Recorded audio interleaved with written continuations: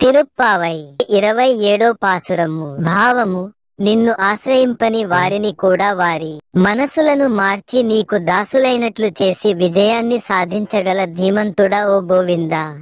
నిన్ను స్తుతించి నీ నుండి పర్ అనే వాద్యాన్ని పొంది లోకులచే సన్మానింపబడలేనని మా కోరిక. నీ అనుగ్రహానికి పాత్రులమైన మమ్ము లోకమంతా పొగడాలి.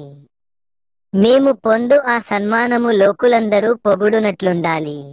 ఆనాటి మా రూపాలు ప్రకాశవంతంగా తేజోమయంగా విరాజిల్లుతూ ఉండాలి. దానికై మాకు కొన్ని భూషణాలు కావాలి.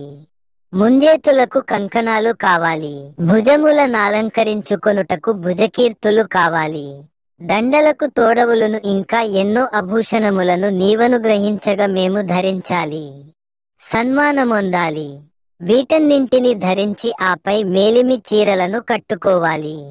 అటుపై క్షీరాన్నము మునుగునట్లు పోసిన నేయి మోచేతి గుండా కారుచుండగా మేమంతా నీతో కలసి చక్కగా అరిగించాలి. ఇది మా కోరిక. ఇట్లైన మా వ్రతము మంగళప్రదమైనట్లే.